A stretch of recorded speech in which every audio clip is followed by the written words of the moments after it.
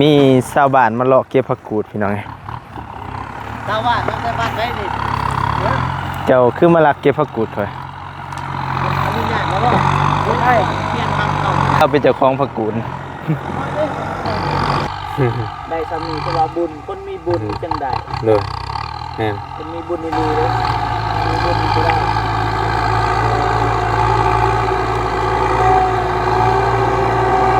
นี่ทางบ่เจ็บบ่ตูนเนาะมาเยี่ยมมายามมาเบิ่งเพื่อนเนาะตอนนี้เพิ่นก็สิได้กลับแล้วเนาะฝรั่งคือย่างฝรั่งจะไป Okay, it's your house. It's a new house. Yes Yeah. my house Your house. Yes It's your family. Yes my Your father. no my father Your father. Yes where you go To the Sharon Happy Farm. Oh happy farm Yeah, just here. alright Yeah. okay Okay. long time. It's not good. Yes. It's not good. good very good How many followers? Follower. 900,000 900,000. 9,000. 1 million. 1 million? yeah none yet Just under. Oh, Yeah. so it's a good. ไก่ทางเนาะจบมือไว้ขอบใจเด้อ นับเบิ่งก่อนเด้อ นับเป็นคนหนึ่งคนหนึ่ง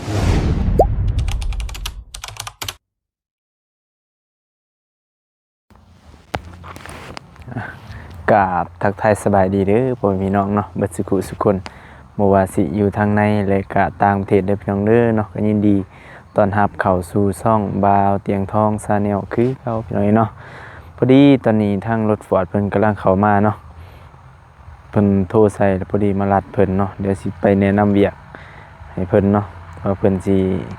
เฮ็ดหยังแหน่แล้วก็ไปเบิ่งนำเพิ่นเนาะก่อนพอดีออกมาแต่เบิ่งบ้านเนาะพี่น้องเนาะมาลัดเพิ่น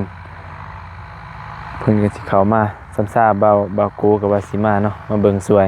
เฮาก็สิมาลัดเพิ่นก่อนรถฟอร์ดเพิ่นก็มาเลยเนาะพี่น้องเป็นรถฮาก็เลยพอดีมาดำเนินการแล้ววันนี้เนาะมื้อนี้มื้ออื่นอาจจะแล้วอยู่ดูแนวใดก็พาพี่พาน้องเนาะติดตาม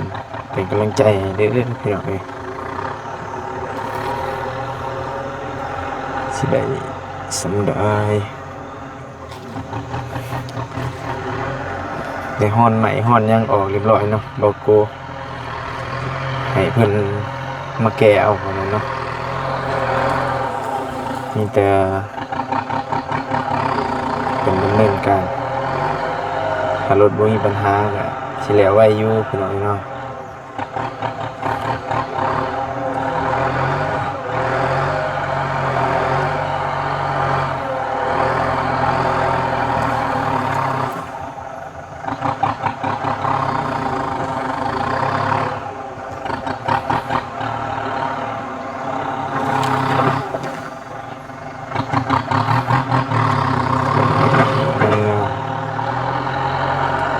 ถ้าทมนี่แล้วก็โอ้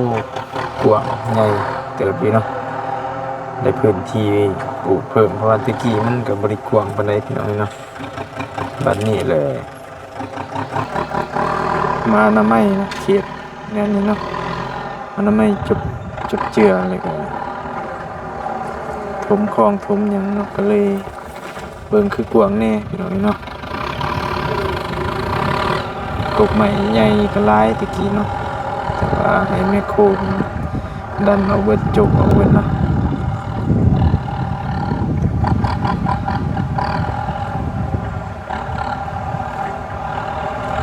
เป็นจุบเจือ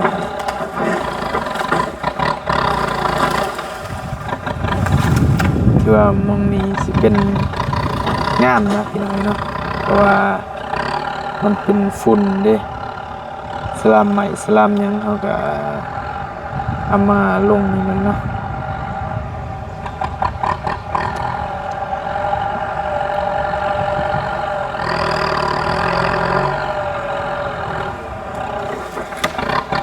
เ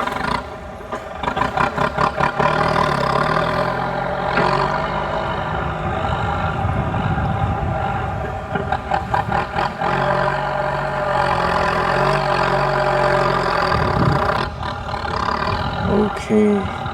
เนาะ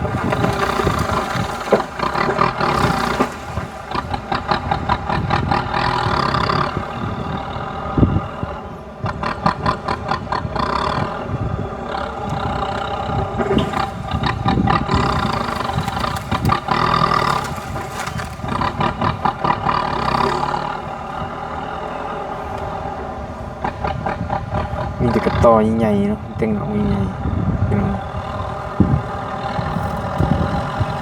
ใหญ่ขนาด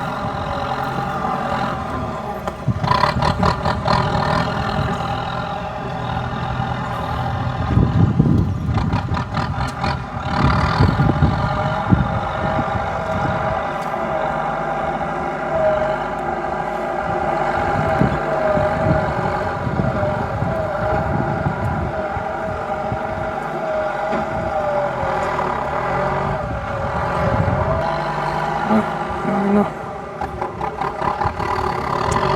เราเบิ่งเราติดตามกันว่าเสี่ยวลุมนี่ก่อนว่าเนาะหลังจากนั้นเพื่อสิปรับต่อไปเรื่อยๆพี่น้องเนาะโอเคพี่น้องเนาะเปิดภาพมาบัดนี้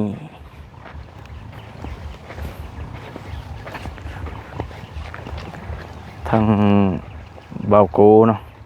เบาเจ็บก็มาพี่น้องเนาะพอดีบ่มี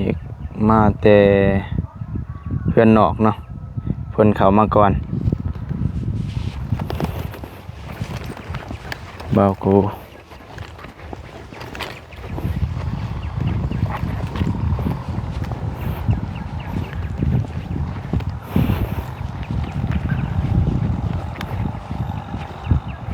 สบายดีเด้อเบาโก สวัสดี มาต่อ มาเบิ่งเวียกสวยเนาะ ต่อคือทันไม่ได้ไหมคนนึง ที่ท่านอยู่เพราะว่าเราสิทมผุดแล้วเราสิมาทมเนี่ย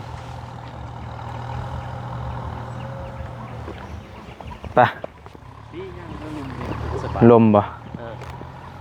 ไปซะ ผ่าก็รอด มันนี่ก็สิออกไปเบิ่งเฮือนอีกเก่าให้คนมาเสียหยานี่ เรื่องงานอะไรจะชวนหรอ อยู่นอกหั่นเด้สวนหมู่บ้านเด้เอาเงินไปจ่ายเขา เรื่องงานโอเคบ่ โดย คนเดียว 4 คนบ่หรือ5 คนนี่แหละ ที่มึงเขานอนระดุ โดย ที่อยู่ในปี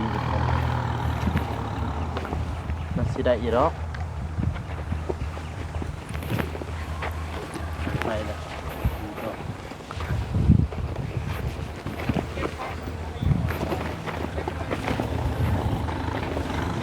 เก็บโดนเขาบ้าง อาตุย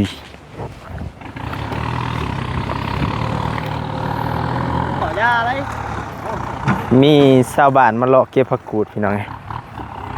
ตาว่าต้องได้บ้านได้ดิ เจ้าคือมาลักเก็บผักกูดค่อย อันนี้เนี่ยแล้วก็พูดให้เพียนทำเอาพูดให้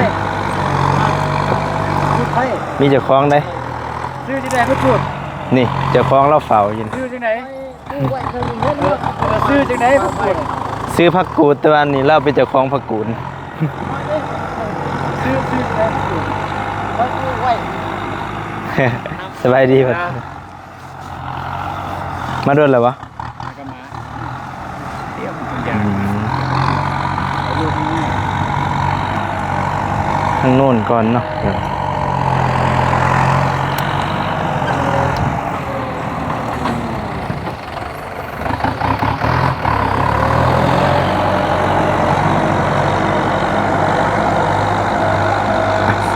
สวัสดีเด้อบาดเจ็บมาโดนแล้ว กำลังมากระบตูน เด้อ สมิธว่าสิให้บ่มีปักมุดให้เวลาบตูนหูอันนั้นก็เลยอ่ะมาเลย เป็นอะไรโอเคอยู่บ่ ดินนี่ เด้อ เปิดคำว่าโอเคเลย ครั้งแรกของบาดเจ็บ มีหลายอ เนาะ ย่างเลยอยู่นี่สุดยอดเลยโดยเฉพาะนี้มีหวยนี่สุดยอดเลย ดินผู้ใดนี่ติดห้วยนี่ถือว่าสุดยอดแล้วก็ติดเส้นทางนี่เส้นทางดำเลยพี่น้อง ใครแน่อยู่ว่ามีเส้นทาง มันก็เบิดสนั่น เด้อ คือไอเตียงเพิ่นว่ามีคนขอซื้อ300,000บ่ขายเลย มันก็บ่ขายเลยพี่น้องได้สามีเพราะว่าบุญคนมีบุญจังได๋ เด้อแม่น คนมีบุญอีหลีเด้อคนมีบุญนี่บ่ได้ก็คือซื้อหวยเลยพี่น้องก็คือซื้อมันก็คือ เด้อ ดีใจขายเป็นได้ดินอยู่นี่ เลยดีใจน้ำลายอยู่ พอได้ไปแวะไปหาอายเพิ่นก็สิมาตลอดอยู่ ไกลๆเนาะบ่ไกลปานใดประมาณ20กิโลกว่ากิโลหน่อย ดู ๆไปมาหาสู่สบายหน่อยเนาะ สบาย พี่แหละเบิ่งซอยกันหรือว่าสิกลับแล้วบ่ ยัง หากนมา เพราะว่าข่อยสิออกไปเบิ่งเฮือนนะเฮือนอยู่นอกเฮือนตัวไปเสียหยาง อ๋อต้องเอาไปเสียยามมื้อนั้นบ่ แม่ เขาเฮ็ดบ่ เฮ็ดหลังคาเฮ็ดหลังคาอยู่ หลังคาอยู่ยินดีนะเพื่อน โดย ได้แล้ว ใจครับใจพอดีได้ครึ่งหนึง ได้ครึ่งหนึงละ หลังคาแล้วก็เหลือครึ่ง ได้เงินไปใส่เฮ็ด เงินเก็บหอมรอมริบนะ เอาเตพ่อแม่นำ บ่เกี่ยว บ่เดียว ตั้ง เอาเมื่อน้ำแพงนี่ เงินแพง ได้ นั่นแหละ จากอันนั้นเก็บแล้วก็เฮ็ดเทื่อละน้อยเอา เก็บ 2-3 ปี แล้วก็ทอกบ่เบิดนะ เป็นหนี้คือกันแหละ เอาอีกละนี่ละ ยัง 30% แม่ได้เป็นหนี้เท่าไหร่ อ่าทั้งเบิด85เนาะ 85 85แต่ว่าถอกแต่65 ใช่ไหมมันก็บ่หลาย ยังก็บ่หลายน้อยหนึงก็หลายเติบ 2-3 หมื่นนะ บ่สำหรับเฮาหลายเลย หลายอยู่ ถ้าถึกเลขนี่บ่หลายโอ้โตมื้ออื่น ซื้อ6ตัวเนาะ โดยพัน คือ เดียว ไว้อยู่พี่น้องเอ้ย โดย พอได้เฮ็ดมันแล้วมันทั่วพอได้มาพักมาเช้าเนาะ ดีนะ อันนี้ก็บ่ง่ายดอกจักปีใดแต่ว่าอยากได้หลังคาไว้ก่อนเพราะว่ามันเข้าหน้าฝนแล้วนะ แม่นคันยันวงกบ ตัว ประตูมันสิ เออ เน่าเบิดเลย คันนี้เวลาก็ออกไปแวะก็ได้ ได้ แต่ว่านี่ก็มอบหน้าที่ให้เบาโกเบิ่งช่วยแล่นไปแล่นมา โลโก้เนี่ยอยู่ไกล เด้อ มันก็บ่ได้เบิ่งสวยแล้วหมู่ก็เฮ็ดแบบนี้แหละตู้เบิดเลย แต่ว่า มันมีจุดเด้บางทีเฮาอยากให้ลุบๆบางได้แปลงเติมสินะเลยให้เรามาเบิ่งนำแต่เวียกก็บ่หลายดอกมีแต่รถฟอร์ดปรับหน้าดินนะมื้อก่อนน่ะหลายอยู่ อยู่นี่จางขุดคุมเท่าไหร่ขุดคุมกาแฟ จังหวะ ปกตินะเคยจางคุมเท่าไหร่ ปกติบ่คุ้มละ1,000บ่หรือว่าคุ้มละ500 600 ขุดแบบนี้เนี่ยมันก็ง่าย โอ้ง่ายแท้นี่ยังสิไทยอยู่ ไทย ยังสิไทยอีกเทื่อนึงอันนี้มีแต่ปรับหน้าดินปรับเขียวขี้เหงื่อออกนะ โอ้คันไทยให้งามนะดินคันดูไทย นี่แหละ ไทยก็ในจริงนะงาม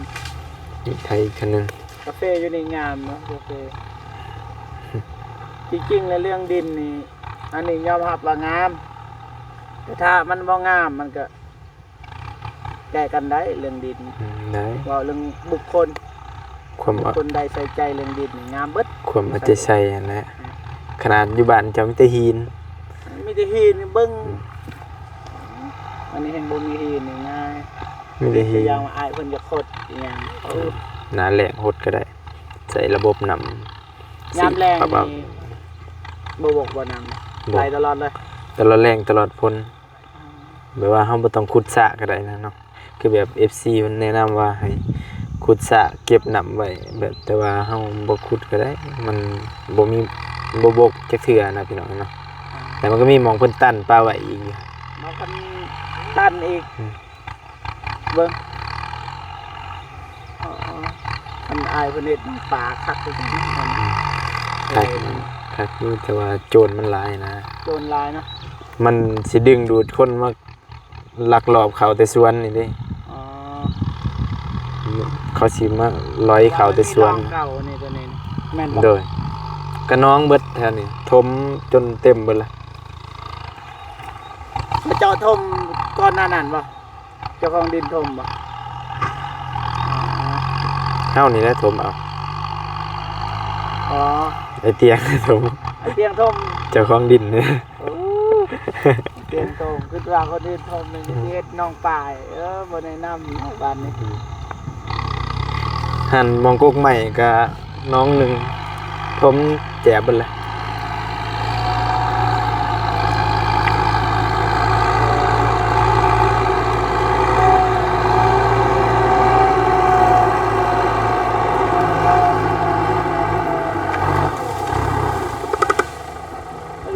โอ้โห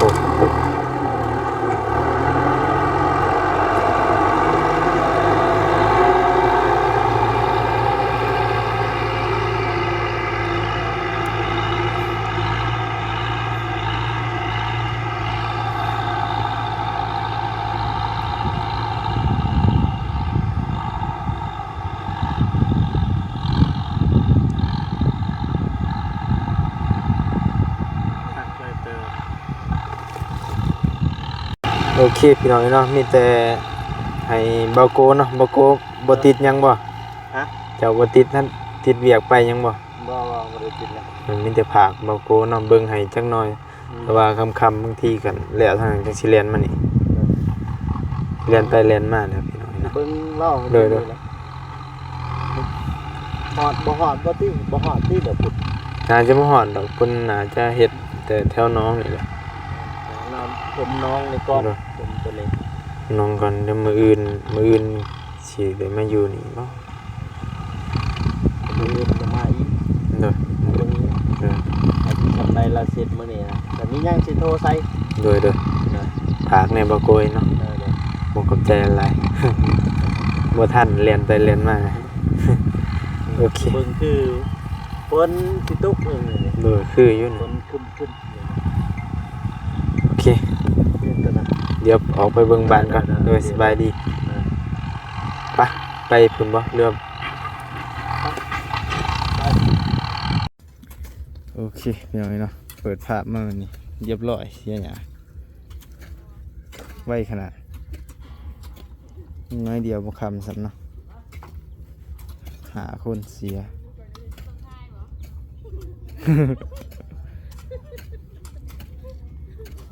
คักไล่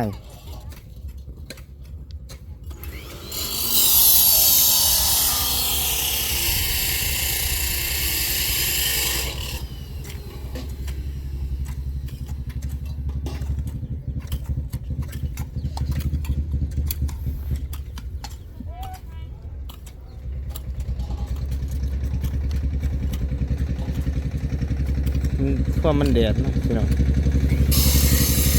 เลยเสีย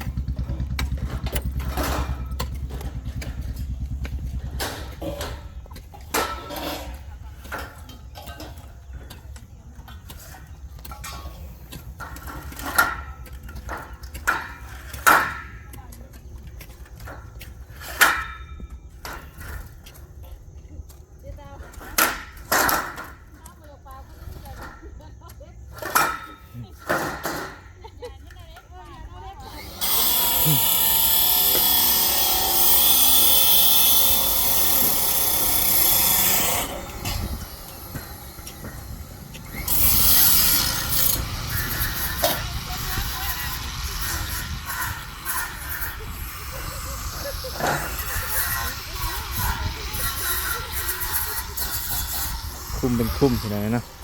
เปล่าแล้วว่าให้เพิ่นเมาเนาะ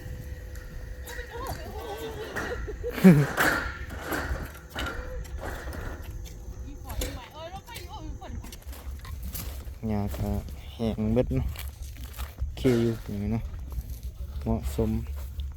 ถ้าว่าฝนบ่ตกใส่มื้อนี้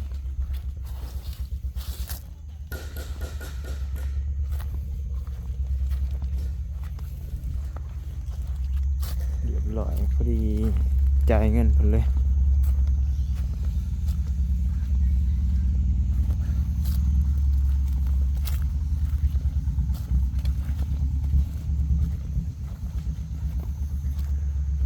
หลังคาก็แล้วเบื้องหนึงเนาะใส่เป็นล่มแล้วก็เป็นสีมุงเลยเนาะมื้ออื่น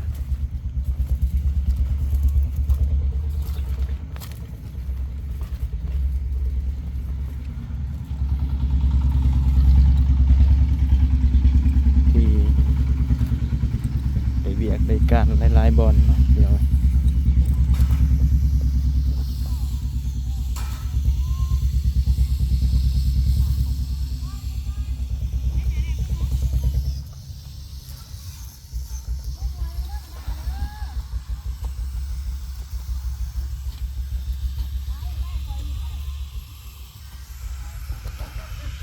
โอเคพี่น้องเนาะบัดนี้ทางบ่เจ็บบ่ตูนเนาะมาเยี่ยมมายามมาเบิ่งเพื่อนเนาะตอนนี้เพิ่นก็สิได้กลับแล้วเนาะ อันนี้ป่ะ โดยสิกลับแล้วเนาะ กลับ ขอบคุณขอบใจหลายเด้อเนาะที่มาเยี่ยมมายามแล้วเพิ่นก็ซื้อ เอาได้มา น้ำ ซอย มา อั ให้ นจะมายาม ทางเอื้อยน้องเพิ่นมาเสียยาซอยพี่น้องเนาะ บ่เป็นหยังสักนิดก็ดีใจล่ะกลับเลยเนาะ กลับไปได้ เมื่อบ้านเลยบ่ โดย โดย พี่ก็สิไปกินข้าวปุ้นอยู่บ้านโกง ไปป่ะ จังหวะไปแบก ยำเงินคำก่อน คือว่าแล้วเราอยากกลับแล้วล่ะ เมียเนาะ โดยคนมีเมียมันบ่คือคนโสดคือเฮานี่ อยากกลับไปกับห้าไว้ อยากกลับอยากอยู่กับบ่เมกเชิญบ่เมกไปผมมีเวลาสิไปนะจักสิเอาเวลาใดไปด้วยกัน โดยมีแต่มื้อหน้ามื้อในฝากเวียกว่างงานจังมาใหม่เนาะมาดินนำกันใหม่มาหาสู่ตอนนี้ โทรใส่ โดยตอนนี้บ่มีก็บ่ค่อยว่างปานใดพี่น้องเนาะยุ่งเวียกยุ่งงานก็เลยไปเยี่ยมไปยามทั้งหายทั้งพีเพิ่นเดินทางปลอดภัยโดยเจอกันใหม่มื้อหน้า ไปเดี๋ยวเจอกันใหม่ ไป โอเค กลับมาเด้อพอเด้อ กลับมาเด้อ นี่ โอเคพี่น้องเนาะอีกน้อยหนึง อีกหน่อยนึงกับพ่อแหละนี่จะมอสิได้เงินเพิ่นน่ะนี่ตะเว้นลงดินแด้เอ้ยน้องเอ้ยเฮ็ดจังซี่นี่เฮ็ดเบิดพ่อเบิดแม่ได้นี่เอ้ย โอ้ยฝรั่งพี่ยางฝรั่ง จัดไป จบแล้วเด้อจบแล้วมีตัวนี้นี่สักพ่อแล้วบ่ โดยซ้ำซะออกก็ได้ละตัวใดมันหกมันยัง สวัสดี สบายดีบ่สบายดีปานใดดอกเด้อฝรั่งเอ้ยเชี่ยหญ้านี่เมื่อยล้านเชี่ยหญ้ามาจักกวนลิน Yeah, good, good. กูด ดีgood job ปลาบักซิบ Yeah, okay, it's your house. It's a new house. yes Yeah, my house your house. yes It's your family. yes my Your father. no my father Your father. yes Where's your no mom? no mom eat my house yes It's a my cousin yes coffee coffee tree, This Yes, is sir. a small stand. tree, okay baby. yeah Ah, good. yes where you go To the Sharon Happy Farm. oh happy farm Yeah, just here. all right Yeah. We stay two nights. oh Maybe 3. We don't know. Oh, don't move. I take a picture. You are โอเค wonderful. เรา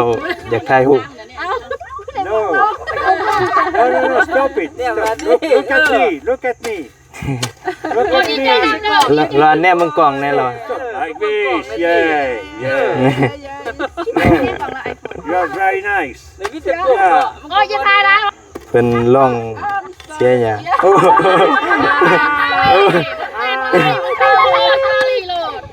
cannot It's around. Ready? Move. cannot do it. Slow, yeah. No, go, go. Okay. Look here. Oh, okay. Okay. Okay. Take a long time. It's not Yes. good. It's not good. Good. Very good. You want to try? Yeah. Where are you from, sir? From Paris. From Paris? France. Thank you. Oh. Yeah, you know? Okay, I know. You know Paris. Yes. And my girlfriend from to China. China. Nanjing. Oh, yes. Good. Okay. Okay. Hey, well, you have a wife? No, No wife. not just. Yeah. You're a businessman, you know? Yeah. What are you doing? What are you doing? I'm take a video on YouTube. YouTuber. YouTube. Yes. YouTuber, yeah. Yes. Yeah, Hey, good. how many fans? Fans? Yeah. How many followers? Follower? 900,000. 900,000. Yeah. 9,000. 1 million. 1 million? Yeah, not just. Just under. Oh, Yeah. so it's a good YouTuber. Thank you, sir. Okay. And when it's finished, your house? In 6 months? 6 months. I'm not sure, sir. Oh, told you. Don't move. Bye bye, sir. Copy line. ก็ได้ โอ้ยมันน่ะฮอดดีวะมาเห็นเพิ่นแล้วพวกไปไก่ทางเนาะจบสวยจบแบบบ่สวยจบแบบบ่สวยก็บ่ปานใดแล้ว นั่งเอง เฮ็ดดีเฮ็ดคักเดี๋ยวนี้เนาะ จังทีว่าลูกอยู่ใช่มื้อเจ้าอยู่มาเฮ็ดเฮ็ดงานเฮ็ดจ้างมาอยู่ใช่มื้อเจ้าอยู่มาอยู่บ้านตุ้ตู้อยู่ใช่กองตูดไก่บอกกับนี่ต้องตูดก่อนไปอยู่กรุงเทพดินหลายคน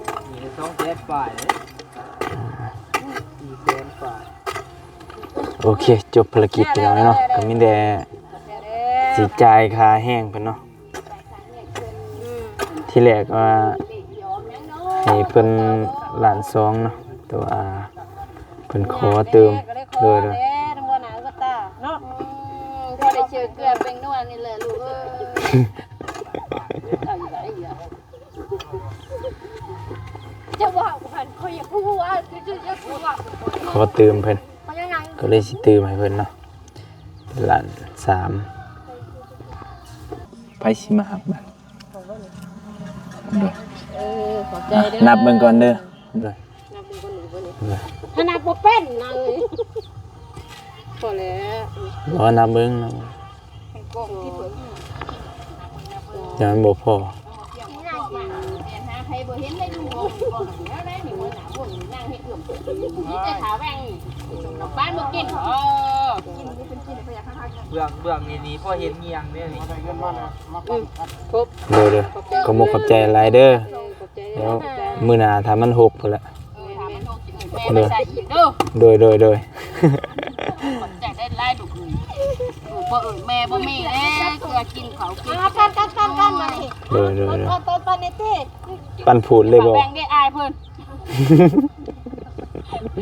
อายนะเป็นผู้ปั้นหายอ้อเบิ่งแน่นี่ โดยอ้าว เอาไทยให้เพิ่นเบิ่น ต้องนับให้มันถึก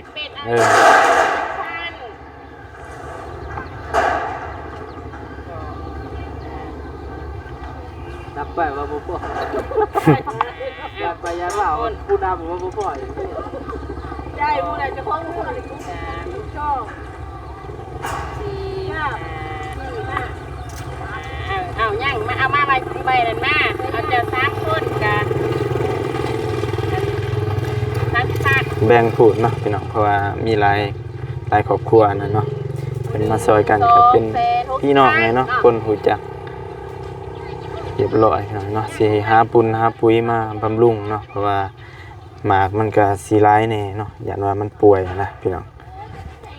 เมืองใหม่มีหยังกับเขาในช่วงนี้เนาะถึกหมอกในพอดีฝนตกก็เลยมันป่งขึ้นมาอีกเนาะหมาก็สิพอได้เก็บอยู่เป็นเนาะตอนนี้ก็ค่อยค่ำลงแรกเลยพี่น้องเนาะแต่ว่าสร้างเพิ่นก็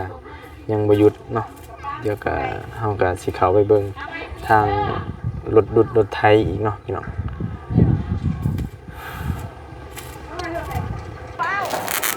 โอเคพี่น้องเนาะเปิดภาพมาบัดนี้เกือบเรียบร้อย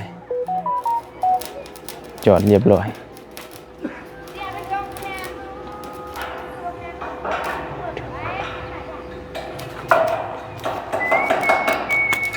คอยคำลงแรงแล้วเนาะตอนนี้4-5 โมงสร้างเพิ่นยังคุมงานอยู่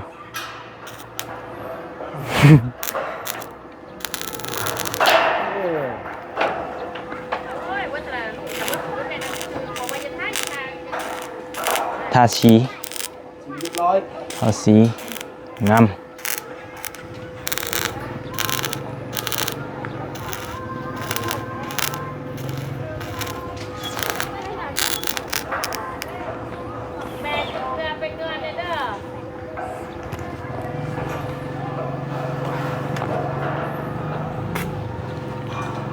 หลังนี้เรียบร้อยนะจอดเรียบร้อยthì cái thanh niên luôn người nổi tiếng mất đấy đấy là kiểu này thanh người nổi tiếng mất đúng rồi không chơi chỉ không biết được nó là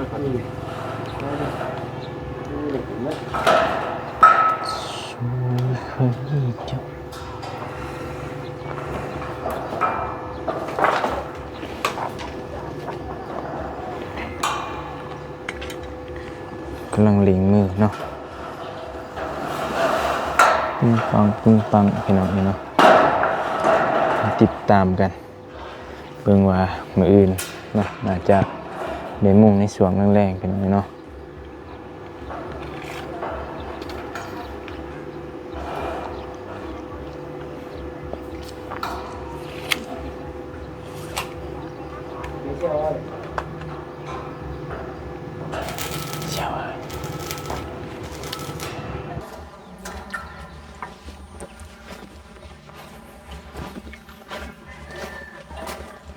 เล่นงานเนาะเรียบร้อยมื้อนี้เพิ่นน่าจะใช้พัดลมเนาะ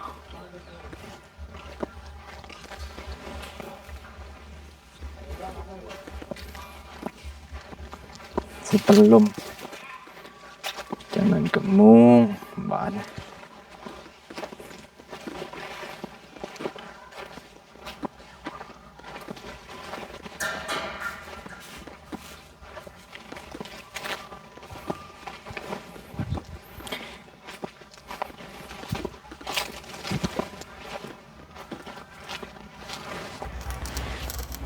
โอเคพอมีหน่อยเนาะก็เรียบร้อยเนาะสำหรับงานมื้อนี้ก็คอยเคลียร์ไปทีละอย่างเนาะพี่น้องเนาะสำเร็จไปทีละอย่างทั้งเบิ่งดินแน่ทั้งบ้านแน่เนาะให้เรียบร้อยเนาะทางใดก็ต้องให้มันดีที่สุดเนาะพี่น้องเนาะก็สิขอตัวจบคลิปก่อนเด้อพี่น้องเนาะมีหยังก็สิมาอัปเดตสู่พี่สู่น้องเบิ่งตืมเนาะสำหรับงานแนวใดเนาะเราจะมาอัปเดตสู่พี่สู่น้องในเบิ่งเด้อเนาะให้เรามื้อนี้น้องก็จบภารกิจหน่อยเนาะก็สิเบิ่งน้ำสร้างเพิ่นเนาะว่าแม่ก็สิเบิ่งน้ำสร้างเพิ่นอีกเนาะแล้วก็สิกลับไปดินไม้ไปเบิ่งรถไถอีกเนาะนำบาโกก็เบิ่งถ่ายพุ่นพี่น้องเนาะก็มีแต่ขอบใจหลายเด้อพ่อแม่พี่น้องเนาะที่เขามาติดตามรับชมเป็นกำลังใจให้โดยตลอดเนาะแล้วก็บ่ขามโฆษณา